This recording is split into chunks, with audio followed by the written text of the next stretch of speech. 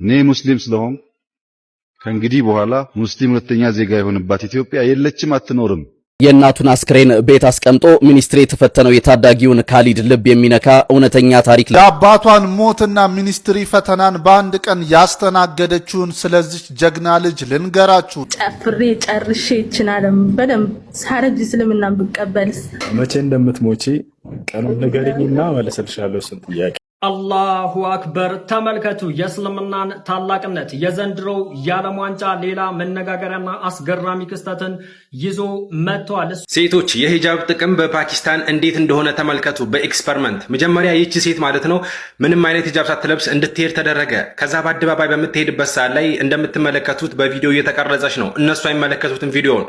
ሰዎች ይሰርቧታል፣ አንዳንዱ ደግሞ ይለቅፋታል፣ አንዳንዱ ቆንጆንሽ እያለ መንገዷን አብዛኛውን መንገድ ማለት ነው ወንዶች እየለከፉ ነው ስትሄድ የነበረችው። እንደምትመለከቱት ራሱ አይን ይበዛባታል ማለት ነው። ይህ የሆነው በካራቺ በፓኪስታን ነው። ሁለተኛ ከዛ ሂጃቧን ለብሳ መታ ስትሄድ ግን ተመልከቱ የወንዶቹና ሁሉም ሰው እንዴት እንደሚያከብራት።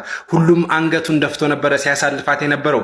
ይህ ኤክስፐሪመንት የተሰራው እንዳልኳችሁ በፓኪስታን ነው። እስኪ ሌላ ላሳያችሁ። ይሄንን ጌም መቼ ይሄንን ሰውዬ ይሄንን ኮሜዲያን መቼም ብዙዎቻችን እናውቀዋለን። ብዙዎች ጋር ሲጫወት የሚያልፉትን ሰዎች ሲያጫውታቸው ነው። ነገር ግን ማለት ነው ሂጃብ የለበሱ ሴቶች ግን ሲመጡ እንዴት እንደሚያከብር ተመልከቱ።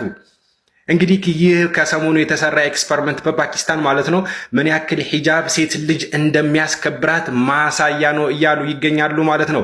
በዓለም ላይ ጥቃት የሚበዛው ማለት ነው ሂጃብ በማይለበስበት አገር እንደሆነ ስንቶቻችን እናውቃለን።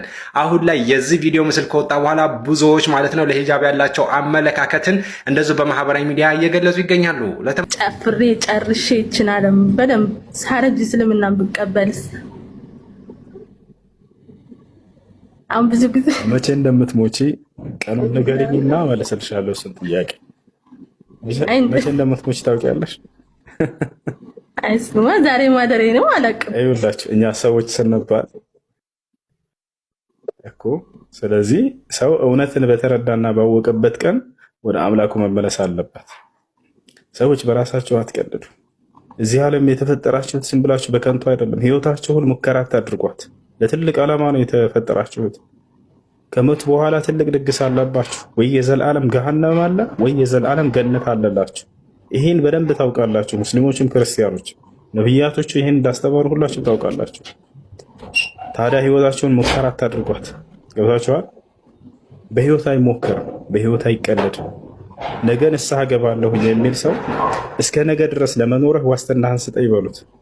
አንተ ዋስትና መቼ የለንም፣ በእጃችን አይደለም። መቼ እንደምንሞት አናውቅም። ምናልባት አሁን ገስት ላይ እያወራሽ ልትሞት ትችላለሽ። መቼ እንደሚሞት አያውቅም። ገባችኋል? ሉቅማን አልሐኪም ጠቢቡ ሉቅማን ምን አለ? ያ ቡነይ ላ ቱአኺር ተውባ ፈኢነ ልመውተ የእቲ በግተህ አለ። ልጄ ሆይ ንስሐን አታዘግይ፣ ሞት በድንገት ይመጣልና ብሎ ተናገረ። ይሄ ነው እና መቼ እንደምንሞት አናውቅምና እውነቱን ተቀብላችሁ ቀሪ ዘመናችሁን ኑሩ። መጨፈር፣ መደነስ ምናምን ይሄ እንትን መዝለል ምናምን እርሱ ለሰይጣን ባርነት ራስን ማስገዛት ነው። ይሄ ነፃነት እንዳይመስላችሁ። ትክክለኛ ነፃነት ያለው የፈጠራችሁን አምላካችሁን ስታውቁና እርሱን ስትገዙ በዚያ ውስጥ የምታገኙት ህይወት ነው። መጨፈርና መደነስ እንትን ማለት መዝለል ግን ይሄ ለሰይጣን ባርነት፣ ለሰይጣን ራስን ማስገዛት ነው። ሰይጣንማ ተውት፣ አትስሙት። ለጌታችሁን አምላካችሁን አላህ ሱብሓነሁ ወተዓላ አዛችሁ እርሱን ብቻ ስታመልኩ ጊዜ የምታገኙት ደስታ ወደር የለውም። ለዚህ ነው እዚህ ዓለም ላይ ከማንም በላይ ደስተኞች ነብያቶች ነበሩ። ድሃ ናቸው እኮ አብዛኛው ነብይ ድሃ ነው። ምድራዊ ህይወትን ብዙ ሳይጠቀሙ ነው የሄዱት። ገብቶሻል? ነቢዩ ሙሐመድ ሰለላሁ ዐለይሂ ወሰለም በጣም ተቸግረው ኖረዋል። ያገኙበትም ጊዜ አለ። ሲያገኙም ቸር ናቸው። ነብያቶች ሁሉም እንዲህ ናቸው። በቃ ግን ከማንም በላይ ደስተኞች ናቸው። ምድር ላይ አልጨፈሩም፣ አልተጫወቱም። ነገር ግን ለአንዱ አምላክ ለጌታቸው ለአላህ ሱብሓነሁ ወተዓላ መስዋዕትን ከፍለው እርሱን ሰብከው እርሱን አስተምረው ሄዱ። እዚያ ላይ በጣም በርካታን ፈተና ተቀበሉ። ነቢዩ ሙሐመድ ሰለላሁ ዐለይሂ ወሰለም ከዕለታት አንድ ቀን በጣም በተፈተኑ ጊዜ ከእርሳቸው በፊት ያለፉ ነቢያትን እያስታወሱ ሙሴን አስታወሱና ረሒመላሁ አኺ ሙሳ ፈቀድ ኡዚየ አክሰረ ሚን ሃዛ ፈሰበር አሉ። ወንድሜን ሙሴን አላህ ይዘንለት፣ ከእኔ በላይ ተፈተነ፣ እርሱም ግን ታግሶ አለፈ፣ እኔም እንደነርሱ ታገሳለሁ እያሉ ነቢያትን ያወሱ ነበር። ስለዚህ ደስታን ከፈለጋችሁ በቀጣዩ ዓለም ፈልጉት እንጂ ምድራዊ ደስታ ይሄ ጊዜያዊ ደስታ ነው። ያን ያክልም አይደለችም እቺ ደስታ። እዚህ ዓለም ላይ ደስታ ብሎ ሰው የሚያስበው ለሰይጣን ባርነት ራስን ማስገዛት። ደስታ ትክክለኛ ደስታ ያለው ጌታችሁን አምላካችሁን አውቃችሁ በእርሱ መንገድ ስትኖሩና እርሱን ስትገዙት ጊዜ ነው እና ይሄ ነው። እሺ በጣም አመሰግናለሁ። እኔ ሙስሊም ስለሆንኩ ከእንግዲህ በኋላ ሙስሊም ሁለተኛ ዜጋ የሆነባት ኢትዮጵያ የለችም፣ አትኖርም። ካሁን በኋላ ሙስሊም እኛ ሁለተኛ ዜጋ ነን፣ እኛ እየተገፋን ነው ማለት የለበትም። ትክክል አይደለም። ከአገርህ ማን ነው የሚገፋ? ይሄ ንግግር እየተደገመ ሲሄድ እውነት ነው እየሆነ የሚሄድ። ትክክል አይደለም። ሀገራችሁ ነው፣ የሚገባችሁ መጠየቅ መብታችሁ ነው። ከሌሎች ወንድሞቻችሁ ጋር በሰላም መኖር መብታችሁ ነው። አሁንም እንደ ድሮ ግን እኛ ሁለተኛ ነን፣ እኛ የተገፋን ነን ለማን ነው እየነገራችሁ ያላችሁት? ይሄ ሐቅን ከያዝ በሐቅ ትጸናለህ። የሆነ ነገር ሲመጣ ወደዛ የሆነ ነገር ሲመጣ ወደዛ ፍጹም ይሄ ኢማን ባህሪ አይደለም። አቋም እንድትይዝ የሚያደርግህ ማንነት ነው የሚገነባው።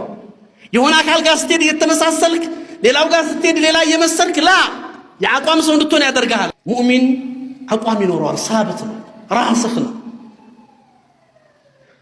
ማንም መጥቶ አይወዘውዘው፣ አይነቀንቀው። አላሁ አክበር። አሜሪካዊ ተመራማሪ ስለ ረሱላችን ሰለላሁ ዐለይሂ ወሰለም የተናገረው ድንቅ ንግግር። በረሱል ሰለላሁ ዐለይሂ ወሰለም ባላችሁ ፍቅር ልክ ኮሜንት ላይ ሰላዋት እያወረዳችሁ እስከ መጨረሻው ኮፒ ሊንክ ሼር ፖስት እያደረጋችሁ ተከታተሉኝ። አሜሪካዊ የስነ ጠፈርና የታሪክ ተመራማሪ ሚካኤል እንዲህ ሲል አስገራሚ ንግግርን ተናግሯል። በሃይማኖታዊም ሆነ በዓለማዊ ደረጃ ፍጹም ስኬታማ የነበረው ሙሐመድ ብቻ ነው ይላል። እኚህ ተመራማሪ ዓለም ላይ ታዋቂ በሆነው አንድ መጽሐፋቸውም ላይ የራሳቸው የሚሏቸው 100 ተጽዕኖ ፈጣሪ ሲያስቀምጡ የኛ ውድ ነብይ ረሱል ሰለላሁ ዐለይሂ ወሰለምን በአንደኛ ደረጃ ላይ አስቀምጧቸዋል። እኚህ ተመራማሪ ልብ አድርጉ፣ ሙስሊም አይደሉም። ለኛ ረሱል ሰለላሁ ዐለይሂ ወሰለም ከማንም ጋር የሚወዳደሩ አይደሉም። እንደዚህ አይነት ዜናዎችን ስናገኝ የምንደሰተው ግን እንደዚህ አይነት ሰዎች አብዛኛው ቦታ ላይ እውነትን መመስከር ስለማይፈልጉና ከእውነት ጋር መጋፈጥን ስለማይወዱ ነው። እንደዚህ እውነት ተናጋሪ ደፋር ሰዎችን ስናገኝ ደግሞ በደስታ እናበስራለን። አላህ እድሜያቸውን ያቆይልን፣ እውነት ተናጋሪዎችን ያብዛልን። በረሱል ሰለላሁ ዐለይሂ ወሰለም ላይ ሁላችሁም ሰላዋት አውርዱ። ይህ ቪዲዮ በደንብ ሼር፣ ኮፒ ሊንክ፣ ሪፖስት እያደረጋችሁ አዳርሱት። የአላህን ስራ ተመልከቱ። እጅግ አስገራሚ ገጠመኝ። ይሄ በምስሉ ላይ የምትመለከቱት የ32 ዓመቱ ወጣት ከስር ገና እንደተፈታ በኪስ ውስጥ የነበረው $2 ብቻ ነበረ። ታዲያ ኑሮን ሀብሎ ለመጀመር ወደ ቤቱ ያቀናል። ወደ ቤቱም አቅንቶ በቤት ውስጥ የነበረችውን አንድ ብቸኛዋ የምታምር ሸሚዝ ለስራ ኢንተርቪው ለብሷት ይወጣል። ወደ ኢንተርቪውም በባስ ተሳፍሮ መጓዝ ይጀምራል። በጉዞ ላይ ሳለ መስኮቱን ከፍቶ ወደ ውጭ እየተመለከተ በሚሄድበት ሰዓት ላይ ከላይ በምስሉ ላይ የምትመለከቱትን የመኪና አደጋ ይመለከታል። ታዲያ ወራጅ አለ ሲል አላቆምልህም ቢሉትም ከመኪናው ከባሱ ዘሎ ወርዶ ወደ መኪናው ወደዚህ የተገለበጠው መኪና መሮጥ ይጀምራል። ቦታውም ላይ እንደደረሰ በውስጥ ተገልብጦ የነበረውን ሰውዬ አስወጣውና ብቸኛ የነበረችውን ሸሚዝ ቀዶ ደሙን ለማቆም ታገለ። አምቡላንሶቹና ፖሊሶቹ እስኪመጡም እየተንከባከበው ቆየ። ቆሞም ጠበቀው። ታዲያ በመጨረሻም አምቡላንሶቹና ፖሊሶቹ መጡ። የዚህ ሰው ታሪክ ግን በሚያስገርም ሁኔታ በማህበራዊ ሚዲያ ላይ ተለቀቀ። ታዲያ በዚህ ሰውዬ ቸርነትና በዚህ ሰው ታሪክ የተገረመ ሁሉ ያለውን ለማካፈል ጣረ። በሚገርም ሁኔታ በሶሻል ሚዲያ ብቻ $66,000 ተሰበሰበለት። እሱ ብቻ አይደለም፣ በአንዴ የ3 የስራ እድል ባለቤት ሆነ። የስራ እድሎችንም በብዛት ማግኘት ጀመረ። ሱብሃንአላህ። ለሰዎች መልካም ባሰብን ቁጥር አላህ ትላልቅ ሽልማቶችን ያዘጋጅልናል። በደንብ ሼር፣ ኮፒ ሊንክ፣ ሪፖስት ያደርጋችሁ አዳርሱት። አላሁ አክበር። ተመልከቱ የእስልምናን ታላቅነት። የዘንድሮው የዓለም ዋንጫ ሌላ መነጋገሪያና አስገራሚ ክስተትን ይዞ መጥቷል። እሱም ምንድነው? በትናንትናው ዕለት ሳውዲ የዓለም ዋንጫ ጨዋታ እያደረገች ነበረ። በዛ ሰዓት እጅግ ለየት ያለ ነገር ሁሉም ሰው ተመልክቶ ሲወዛገብ ነበረ። እሱም ምንድነው? የሳውዲ ባንዲራ ልክ እንደ ሌሎቹ ከላይ እንደምትመለከቱት መሬት ላይ የተረገጠ ወይም ደግሞ መሬት ላይ ተነጥፎ ሳይሆን ፈጽሞ መሬት እንዳይነካው ተደርጎ ነበረ። እሱም የሆነበት ምክንያት የአላህ ስም በላዩ ላይ ስለተጻፈና የረሱላችን ሰለላሁ ዐለይሂ ወሰለም ስም አክሎም ከላዩ ላይ ስለተጻፈበት ነው። ፊፋ የዲፕሎማሲና የባህል እሴቶችን ለማክበር ላኢላሃ ኢለላህ ሙሐመድ ረሱሉላህ የሚል ጽሑፍ የሚገኝበት የሳውዲ ባንዲራ በማንኛውም ሁኔታ በማንኛውም አጋጣሚ መሬት እንዳይነካው ትዕዛዝ አስተላልፎ ነበር። በትናንትናው ዕለት ግን የረሱል ሰለላሁ ዐለይሂ ወሰለምና የአላህ ስም ባንዲራው ላይ ስለተጻፈ ብቻ የሳውዲ አረቢያ ባንዲራ በማንኛውም አጋጣሚ መሬት እንዳይነካው ተደርጓል። ተክቢር! ኮሜንቱን በተክቢር አሸብርቁት። በደም ሼር፣ ኮፒ ሊንክ፣ ሪፖስት እያደረጋችሁ አዳርሱት። አልሽን አላጠፍኩምማ የእናቱን አስክሬን ቤት አስቀምጦ ሚኒስትሪ የተፈተነው የታዳጊውን ካሊድ ልብ የሚነካ እውነተኛ ታሪክ ልንገራችሁ። እናንተ ብትሆኑ ምን ታደርጉ ነበር? ገና የ14 ዓመት ታዳጊ የሆነው ካሊድ በሸገር ከተማ ኤካ ጣፎ ክፍለ ከተማ ከእናቱ ጋር ይኖር ነበር። እናቱ ከመሞታቸው ጥቂት ቀደም ብሎ ምንም ቢፈጠር የለፋህበትን ፈተና እንዳታቋርጥ ብለው ቃል ያስገቡታል። በሚያሳዝን ሁኔታ ፈተናው ሊሰጥ ሰዓታት ሲቀረው እናቱ ያርፋሉ።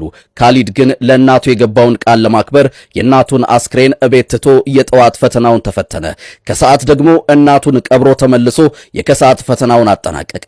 ዳጉ ጆርናል የዘገበው የዚህ ታዳጊ የህይወት ፈተና የብዙዎችን ልብ ሰብሯል። ለዚህ ብርቱ ታዳጊና ለታናናሽ ወንድሞቹ መጽናናትን፣ ለእናቱ ፈጣሪ ረፍትን እንዲሰጥ እመኛለሁ። በካሊድ ቦታ እናንተ ብትሆኑ ይጥንካሬ ይኖራችሁ ነበር? ሐሳባችሁን አስቀምጡልኝ። መልካም ጊዜ።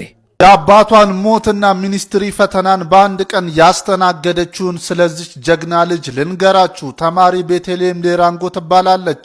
የሾኔ ከተማ አስተዳደር የስድስተኛ ክፍል ክልላዊ ፈተና ተፈታኝ ስትሆን መጥፎ ዕድል ሆኖ የአባቷ ሞትና ፈተናው ጎን ለጎን ማስተናገድ ትችላለች። ሁለተኛው ቀን ፈተና ስትፈተን የአባቷን አስከሬን ሲመጣ ንገሩን በማለት የማንንም እገዛ አልፈልግም በማለት እንግዲህ ሙሉ ፈተናውን ቶሎ በመጨረስ የአባቷን አስከሬን ማስቀበር የቻለች ለዓላማዋ የቆመች ለሌላም ተማሪ ምሳሌ የምትሆን ጀግና ተማሪ ነች። ሁላችሁም እንግዲህ ይህችን ጀግናና ጎበዝ ተማሪ አበረታቷት።